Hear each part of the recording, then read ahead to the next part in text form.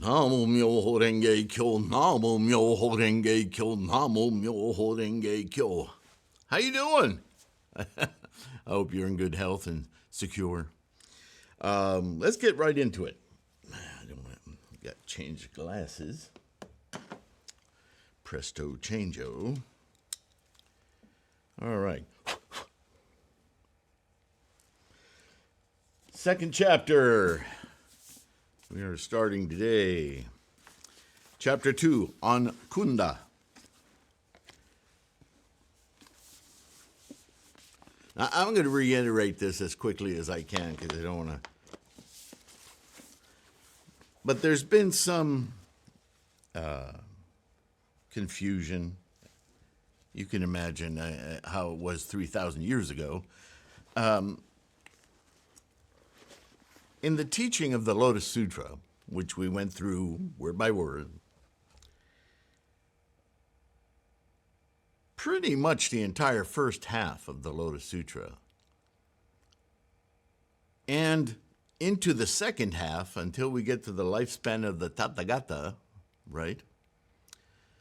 Tathagata-ness, the Tathagata field of energy from which instantiates or is expressed Buddhahood, is a fundamental component of the universe, the cosmos, everything in it. This is why we know that Buddhahood is innate in our sentient minds. It's just there. It just needs to be expressed, experienced. So, the first half of the Lotus Sutra, Shakyamuni is basically talking to people who've been with him. Well, maybe they've been with him a year, maybe they've been with him from the start, but this would be 42 years of teaching Buddhism. And the earlier schools that started up with just early parts or early translations of the sermons as they were recalled from memory, I mean, because everything was oral, right? It was all verbal teaching. And still, to this day, to the time this is being taught or translated, not translated, but orated, come on.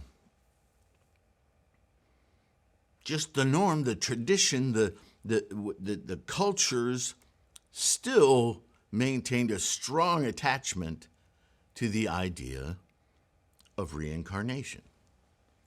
But that's not Buddhism. I mean, Shakyamuni from the get-go was very explicit about anatman and impermanence, that Buddhism was about how to live this life well, because this is it. This is your opportunity to experience your highest expression of your karma and all karma, right? The engine of life. This is it. This is when you get to experience it fully. And yet, people's attachments to this, very, very, very strong, right? Even the Arhat, who at the time was designated somebody who had attained complete enlightenment, not so. And he pounds on this in the Lotus Sutra, right? Even Shariputra, his foremost student, took him several chapters, several sermons to finally think he gets it. But do you remember how many chapters we read where, in fact, the entire chapter in a couple of instances is all about predicting enlightenment for everyone? For this group, for that group, for that group. Even, and I will remind you, this is a monster of a teaching, the Lotus Sutra. Even Ichantikas, which we're going to hear about again here in not so pretty terms. As we read this set of responses in this Nirvana Sutra, like I said, it's not like any of the other sutras. It's going to be all over the map because it's addressing people's capacity, all different capacities, before he perishes, before he goes away. This is his last chance to go, hey, anybody home? Listen to me. Right? So some of this, like the first chapter, flows like we're accustomed to, but things are going to change here. Because even with the teaching of the Lotus, telling all of these people you're going to attain enlightenment, no, you don't have to wait for some future Buddha to give you permission. It's yours. Buddhas don't give you Buddha. You enliven, express Buddha, because it's everywhere in everything. So just do it. But, yeah, okay, and, and in my 16 millionth life, I'll maybe meet a Buddha and I'll finally get there. No! You could do it right now. But man, people are stubborn. And he's still going to run into it here. This is the reason for these sermons. He says, ask me questions, blah, blah, blah, blah, blah. We're going to hear about that. But no matter where somebody is that he's talking to, on whatever scale they're on, he's going to leapfrog and try to get them, hey, pay attention, come over here. You're not hearing me. Anyway, you'll see. But this is the point. This is the point of this sutra. His last-ditch effort before he leaves to try to elevate people's understanding. You and I get it, because this is the time. As Nichiren points out so many times, this is the time, this is the capacity of us. We get it. We get it that it's our own Buddhahood and that we are in control of instantiating it, experiencing it, and maintaining it. We don't always like it, but who do we have to blame if we don't like it? Hello? Yeah? So get off your butt and do it. All right. So Cunda gives us a first glimpse, this chapter, as to how this is going to move forward, right? In the first chapter, we heard a lot about Buddha Shakyamuni just sitting there going, yeah, offer me your gifts, offer me all that. Like that's some kind of a payment for Buddhahood. Yeah. Maybe the gifts are thank you for giving us so many lessons, but he knows there's still, okay, thank you. Yeah, that's why I'm here. I'm going to die. What? It's so nonsense. Again, frustrated with the traditions that really have little meaning. You want to give me a gift? Share with me your enlightenment.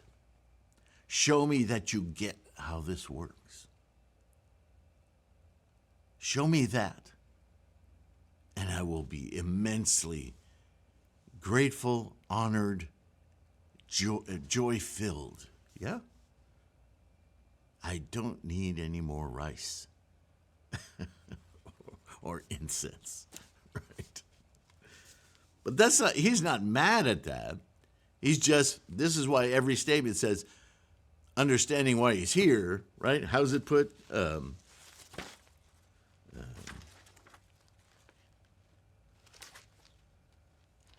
mean, it's repeated so many times. Aware of the occasion. In other words, all of those others are not. They all think the occasion is he's leaving us, he's going to die, we're screwed. Obviously, they didn't get the lesson of the lotus, because they wouldn't celebrate in this way if they had gotten the lesson of the lotus. Right? They wouldn't be sad and walk off and sit on one side going, he didn't take our spam.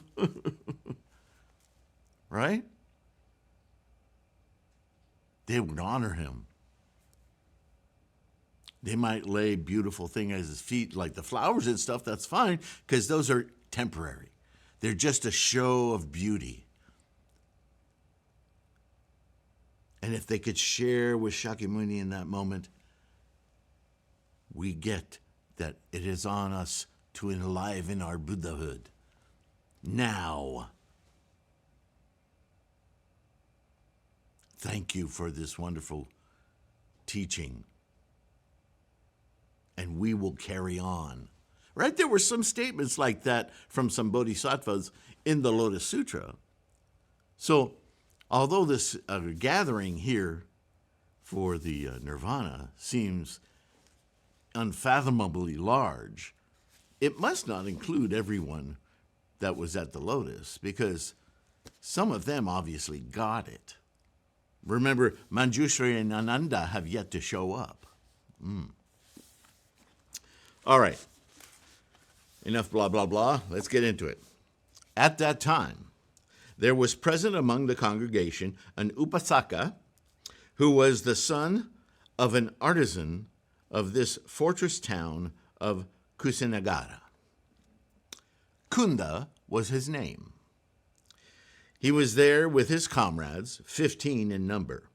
In order that the world should generate good fruit, he abandoned all bodily adornments to indicate his respect and modesty. Okay. He stood up, bared his right shoulder, placed his right knee on the ground, and folded his hands. He looked up at Shakyamuni Buddha. Sorrowfully and tearfully, he touched Shakyamuni Buddha's feet with his head in a sign of respect.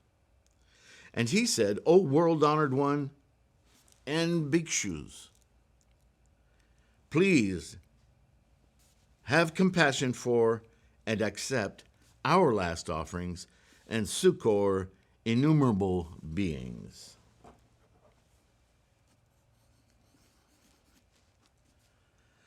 O world-honored one, from now on, we have no master, no parents, no liberation,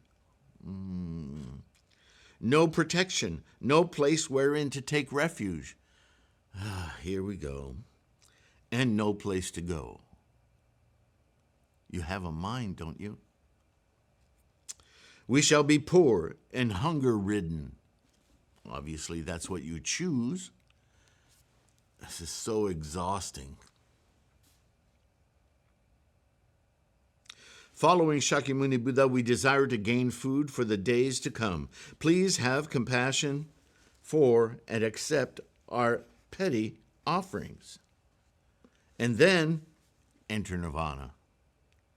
O world-honored one, this is as in the case of Kshatriya, Brahmin, Vaishya, or Sudra, who being poor goes to a far-off country.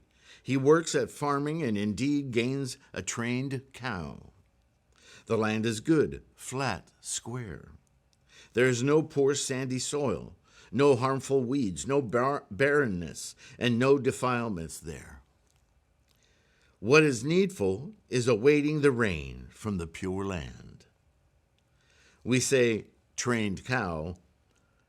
This may be likened to the 7 actions of the body and mouth, and the good field, flat and square, to wisdom. Doing away with the poor soil, harmful weeds, barrenness, and defilements refers to illusion, which we must do away with.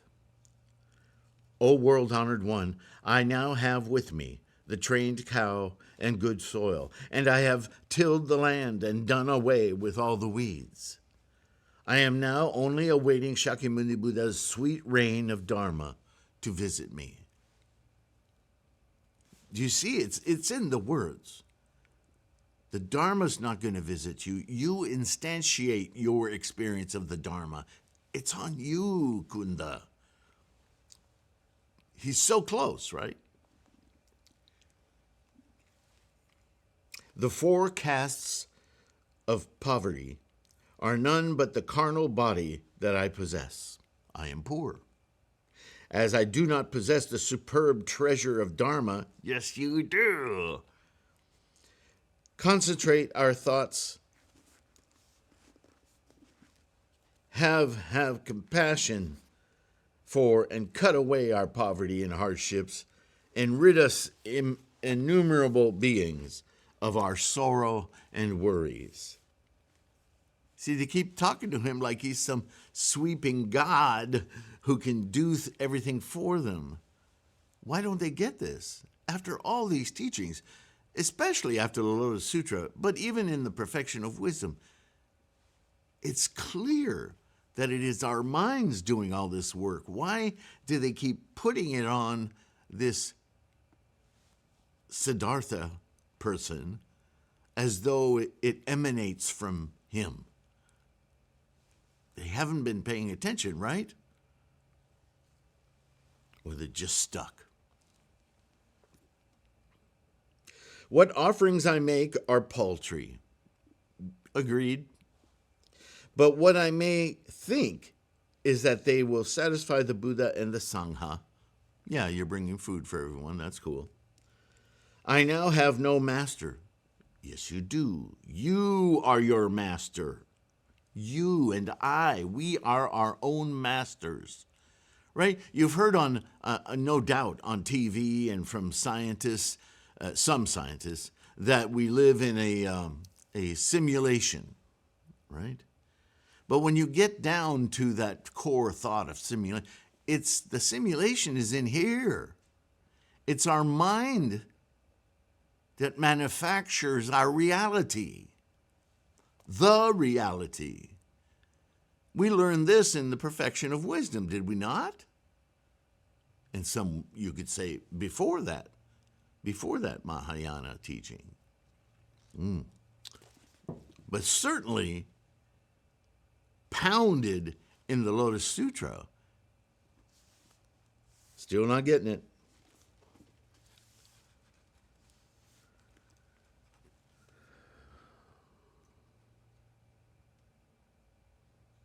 I now have no master, no parents, and no refuge. What are those the three qualities of? Do you remember? Right? To be a master is to be a sovereign. Parent is parent.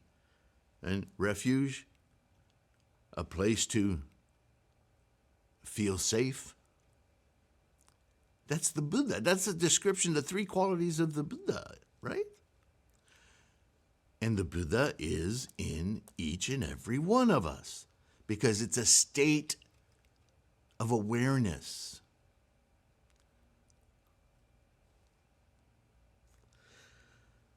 Please have compassion on us, as you have on Rahula, Shakyamuni Buddha's only son, yes? All right.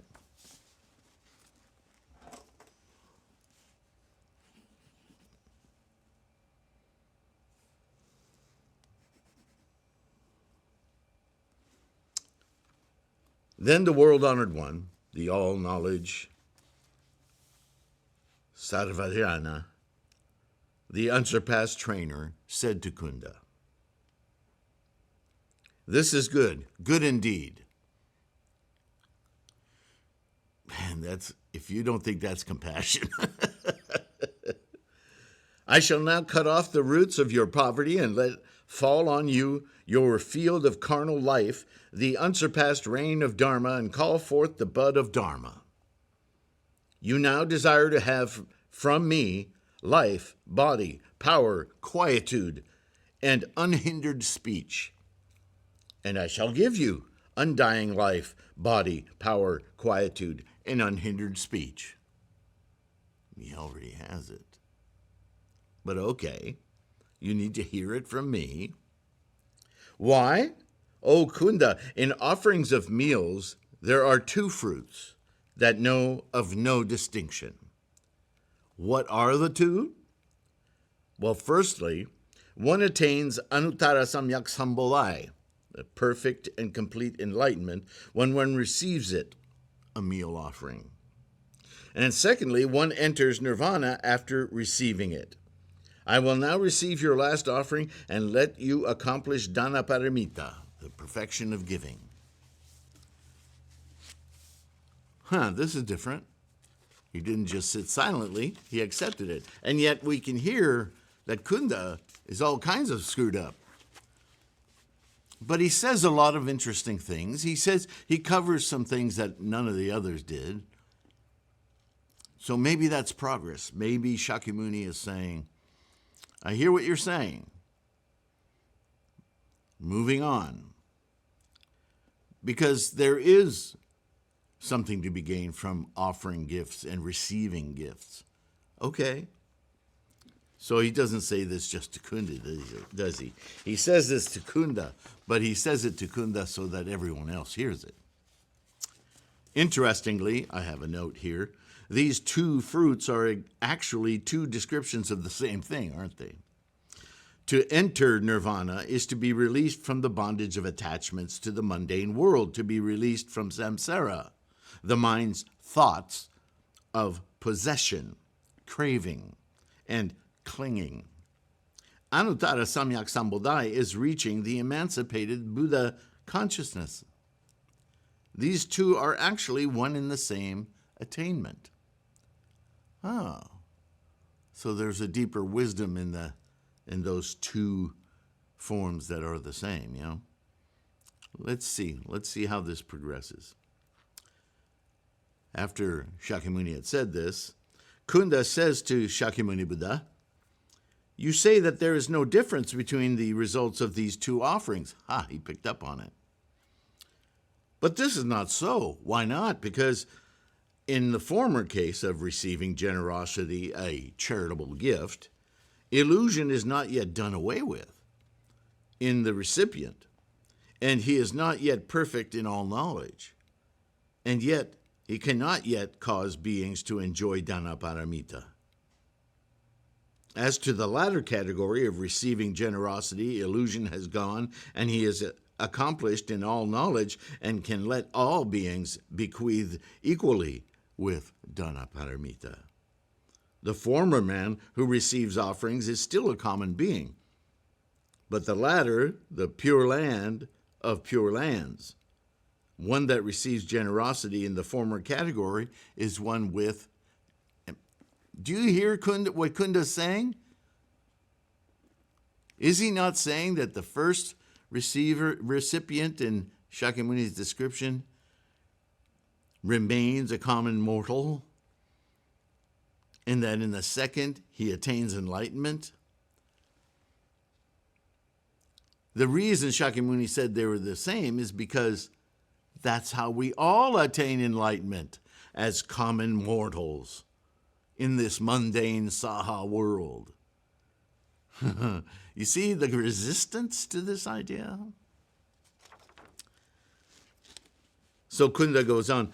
1, a body supported by various kinds of food. 2, a body of illusion. 3, a body where there yet remains the result of illusion. And 4, a non-eternal or within time body. Yeah, that's the point. But Cunda is calling he's trying to still hang on to the idea that Buddha-ness, enlightenment, makes you some kind of a ghost spirit being or something, that you don't have a body, that you don't need food, that you don't need, right? A person who receives generosity in the second category, he says, the body of the body of no illusion. How can you have a body of no illusion? The body is the illusion. But let's go on. The adamantine body, which is a description given to Shakyamuni. because that body is in the mind. Buddhism is about the mind. It's about the mind. It's about the mind. The adamantineness of the body is in the mind. In other words, the body is non-assailable. Certainly it's assailable, but language is the limiting factor here. To the degree that the body, that we're affected by what happens to the body with food, without food, with injury, with whatever, is a reflection of our, what? My friends, attitude and intent. Attitude, how do you choose to experience it? That doesn't deny pain. It just means that pain is experienced differently. 3, the Dharma body. What is the Dharma body, friends? The Dharma is an experience. It's an experience of the momentum of energy that the entire cosmos is, let alone you and I.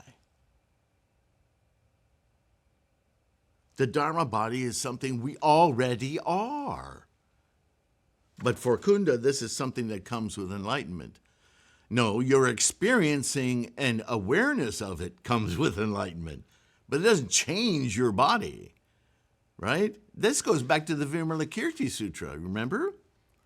Where it was discussed very clearly that the land that you're in doesn't go away and become replaced with the pure land when you attain enlightenment, when you awaken Buddhahood.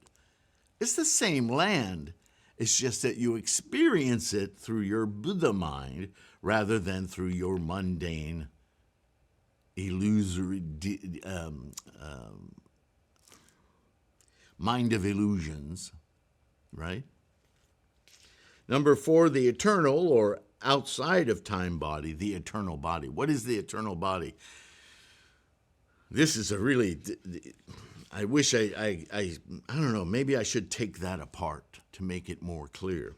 But the eternal, quote unquote, body is so easily a slippery language slope into the idea of a soul or an eternalness, right? That's religion. That's again, the ghost of reincarnation.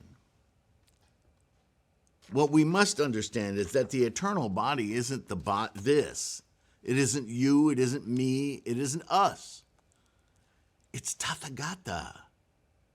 It's the forces which precipitate bodiness. From you, me, and the tree, and the planet, and the stars, everything is precipitous of energy and amalgamations. And within those potentials is the ability, the desire, the ability, I'll leave it at that, to perceive ourselves, the sentience. That's there from pre-Big Bang, if I can use that term. So the eternal body is the Tathagata field, the eternal potential body. Maybe that's what I should do, is rewrite this to say potential body. I think I will do that. I think that will make it a little bit clearer. What do you think?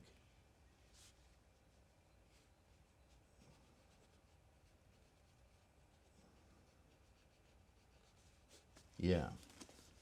Got to do something about this confusion.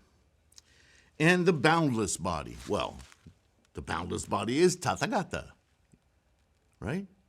But the body, that potential body, when it is instantiated in our sentient mind in this form, in this saha mundane form, then you can truly call it a body. But don't we also talk about the ocean as a body of water and the cosmos as a body of matter and all energies? The embodiment, we say. The galaxy is a body of 8 planets and a questionable one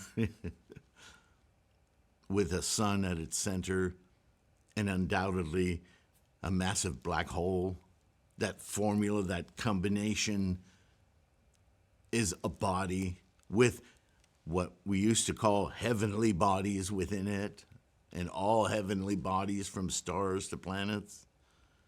I mean, the language gets really messy around all this stuff. So Cunda goes on now. He's making his argument. How can one say that the results of the generosity performed in the two categories are one and do not differ? He's arguing with Shakyamuni now, you know this. The person who receives generosity in the former category is one not yet accomplished in Dhanaparamita. Why not? He gave you stuff that's Dhanaparamita. And other paramitas, up to Prajnaparamita, perfected wisdom. He only has the fleshly eye, they say in here, but not the Buddha eye, nor the eye of wisdom. Well, he knows his teachings, but he doesn't understand them. The case of the person receiving generosity in the latter category is that of one perfect in Dhanaparamita up to the Prajnaparamita, and also has the fleshly eye up to the eye of wisdom. How can we say that the results of the two generosities are the same and that there is no difference? O world-honored one, in the case of the former, one who receives generosity takes meals which get into his abdomen and he get digested, and he gains life, carnal body, power, ease, and unhindered speech. In the case of the latter, the person does not eat, digest, and there is no results of the five things. How can we say the results of the two generosities are one and the same and not different? Shakyamuni Buddha says, O good man, the Buddha already, since innumerable boundless asamkaya of kalpas, eons ago, has had no body supported by food and illusion, and it is no body where there yet remains the result of illusion. It is the eternal or outside of time. It is the Dharma body. Do you get this? He's saying the food given in each example, it doesn't feed enlightenment. The body that we're talking about here is the body of enlightenment, the Dharma body, the Buddhahood. It doesn't need a sandwich. It just needs this carnal body to keep running. But the gifts, the intent of the gifts, is mentally experienced. And that mental experience does have the Dhanaparamita, the wisdom of the mind, the experience, the potential for, right? O good man, one who has not yet seen Buddhata, or the Buddha nature, the Buddha essence, the Buddha-ness, is called the illusion body. The body supported by various kinds of food, and the body where there yet remains the result of illusion. The bodhisattva, as he partakes of the food offered to him just before enlightenment, enters the adamantine samadhi, deepest meditative state. When that food is digested, he sees Buddhata and attains unsurpassed Bodhi enlightenment. That is why I say that the results of the two generosities are equal and that they are not different. Do I need to take that apart? It's exactly what I was just saying.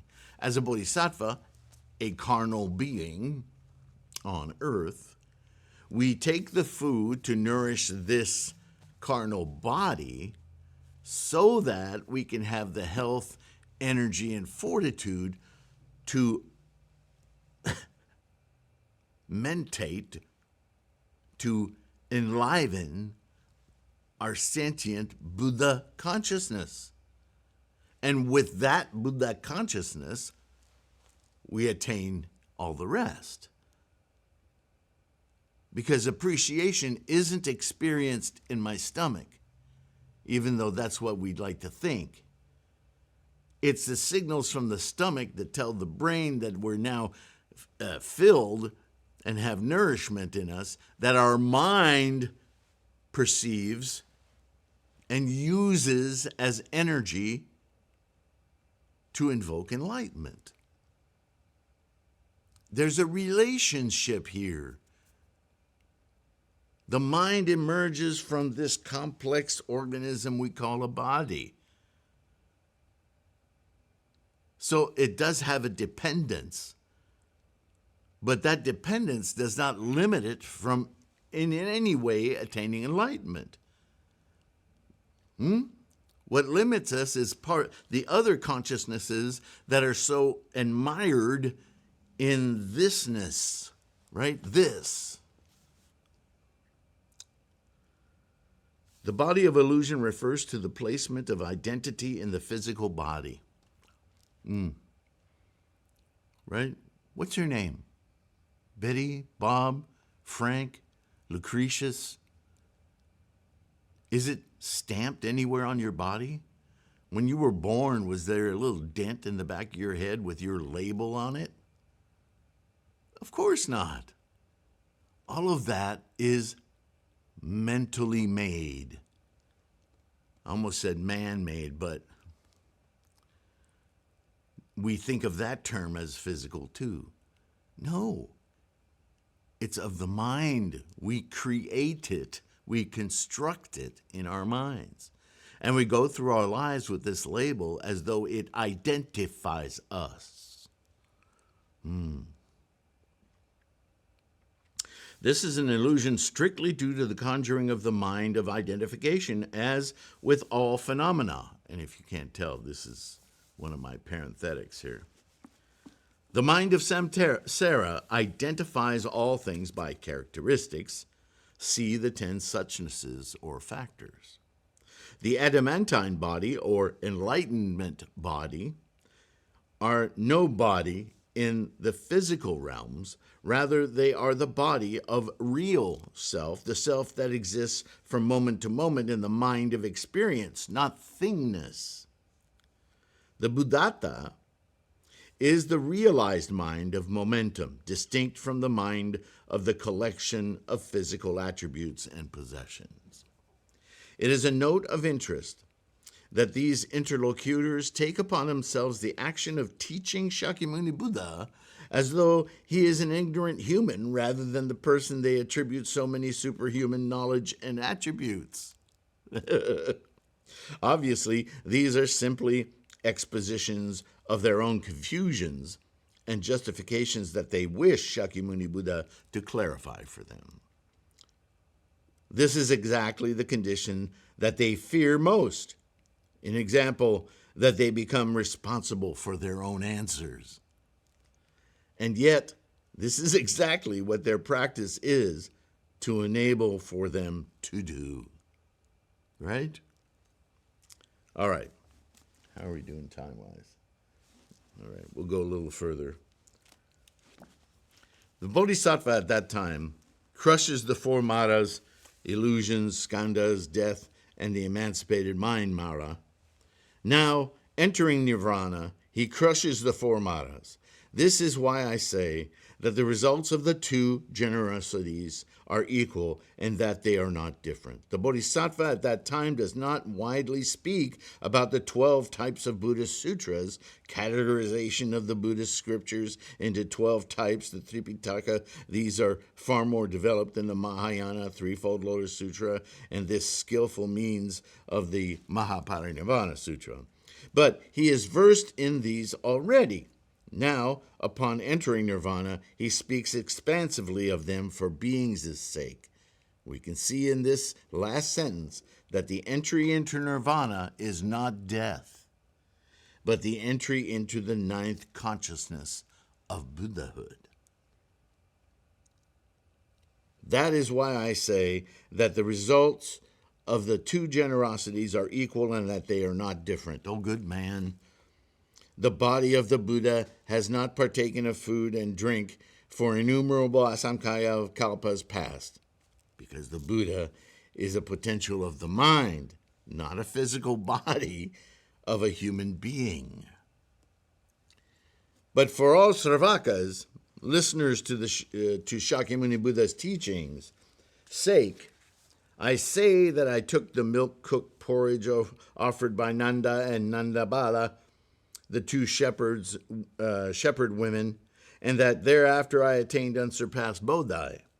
But in truth, I did not take it.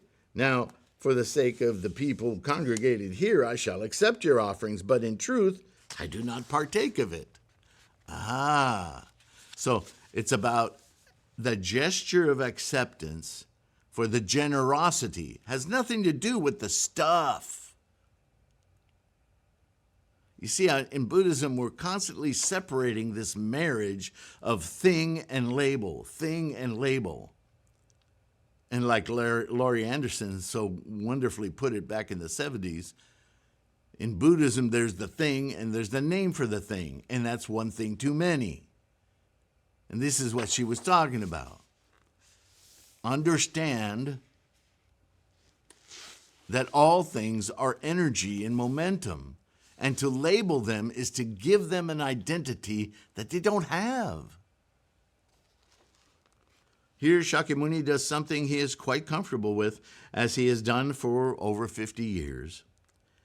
We could say he speaks from both sides of his mouth, but that is, he flips between speaking Buddha's universal wisdom and also speaking as the human Siddhartha, enlightened in human form, to the experience of Buddha in sentient consciousness that we call Shakyamuni Buddha.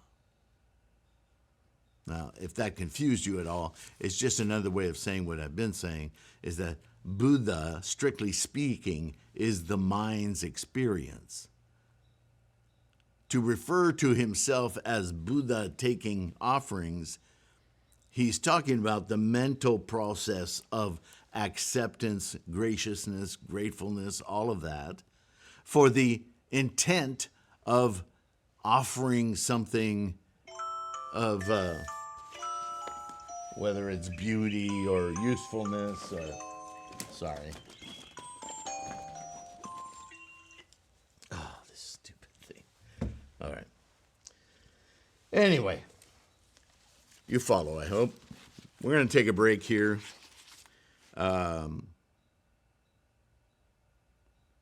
Yeah, I hope I'm not losing you on anything here. If you have questions, say so in the comments.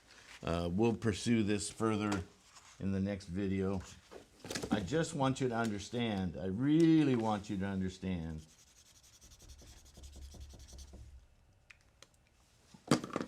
that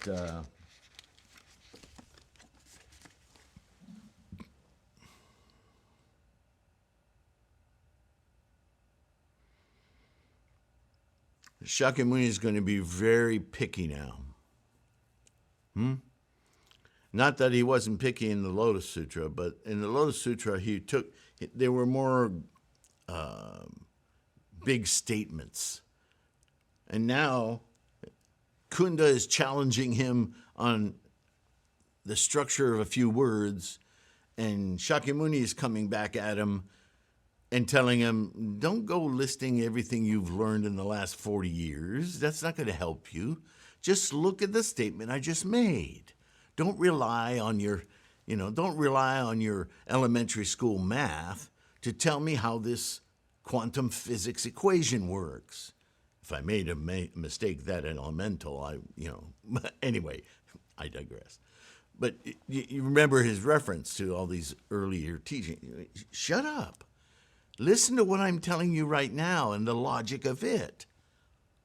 Because after all, this is after 8 years of teaching the Lotus. And if Cunda can still ask a question like this, he is not getting it. He is not paying attention.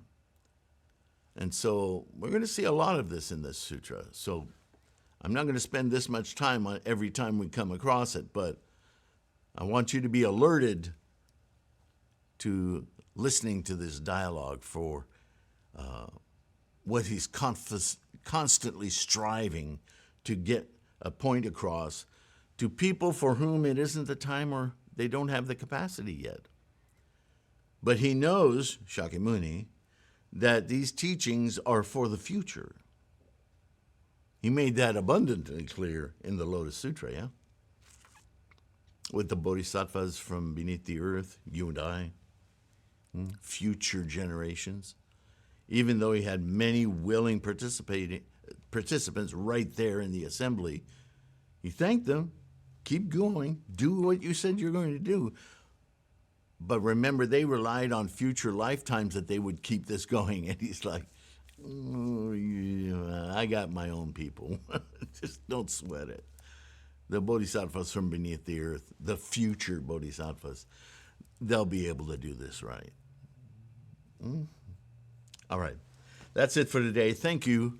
Thank you so much for your support, for listening. Please like and subscribe.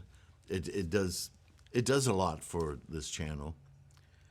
Thank you, new members. There's been a little flurry of new people subscribing to the site. Thank you. Please make an effort to find the website, threefoldlotus.com. There's a lot of free material there and links to ebooks and print books and a lot of stuff on the core studies page that's not available anywhere else. A lot of them are my notes on either doing videos or creating these books that I've been putting out. So, which also are a great way to support this endeavor. And those of you who are supporting through Patreon and PayPal, Namo Myoho Renge Kyo. Awesome. You guys are bodhisattvas, and no doubt do you experience Buddhahood in your practice. So thank you. Thank you all. Take care of your health. I'll see you in the next one. Guarantee. Okay. All right. Bye for now.